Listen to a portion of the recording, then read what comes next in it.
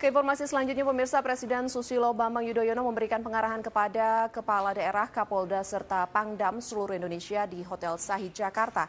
Presiden memberikan pengarahan tentang konflik komunal yang terjadi di Indonesia. Kita akan bergabung bersama dengan Rafki Hidayat yang akan melaporkan langsung dari Hotel Sahid, Jakarta.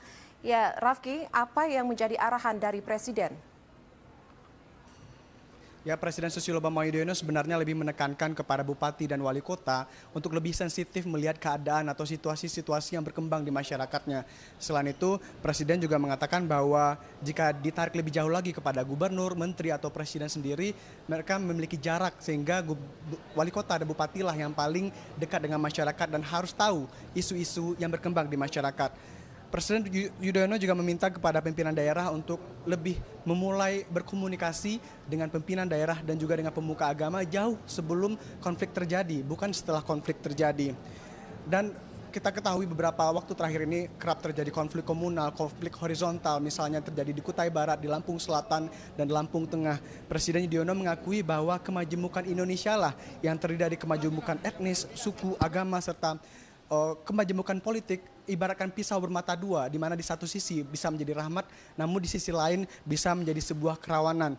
Oleh karena itu, aparat-aparat di daerah, pemimpin-pemimpin daerah harus segera cepat tanggap dan tidak langsung melimpahkan tanggung jawab murni-murni atau langsung sepenuhnya kepada kepolisian serta kepada TNI. Namun Presiden Susilo Bambang Yudhoyono terkait dengan isu komunal ini juga memberikan arahan kepada aparat kepolisian, di mana Presiden meminta agar kepolisian serta TNI untuk tidak terkesan menghindar dan ragu-ragu dalam menindak. Presiden bahkan mengklaim bahwa orang yang mengatakan dalam penindakan Polri atau TNI bertindak salah sebagai orang yang salah, karena menurut Presiden Polri dan TNI di Indonesia telah bertindak secara profesional.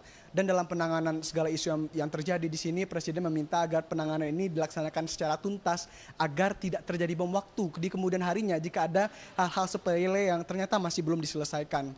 Selain itu, kepada pimpinan daerah juga kepada kepolisian dan TNI, Presiden meminta agar seluruh pemimpin daerah dan keamanan di daerah ini untuk juga berkomunikasi dengan pers, di mana pemimpin daerah ini diminta untuk mengajak pers dan memberikan data-data yang akurat sehingga kekhawatiran dari Presiden Susilo Bambang Yudhoyono bahwa pers menyampaikan berita-berita atau malah memperunya masalah tidak terjadi.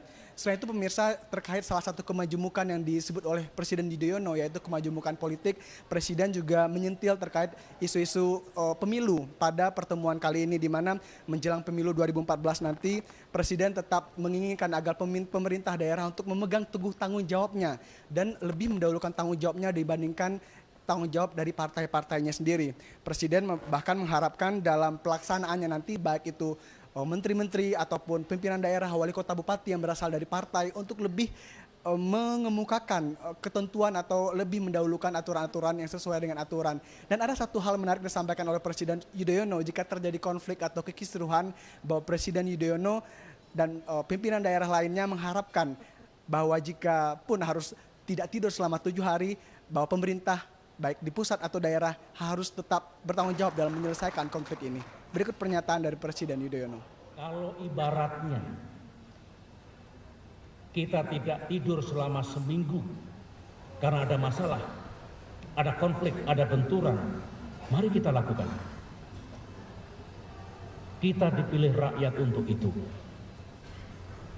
Saya, gubernur, bupati, dan wali kota dipilih rakyat untuk itu. Para menteri saya angkat, Panglima TNI dan Kapolri saya angkat juga untuk itu. Saya berharap semuanya mengambil. Demikian kembali ke studio. Ya, baik, terima kasih.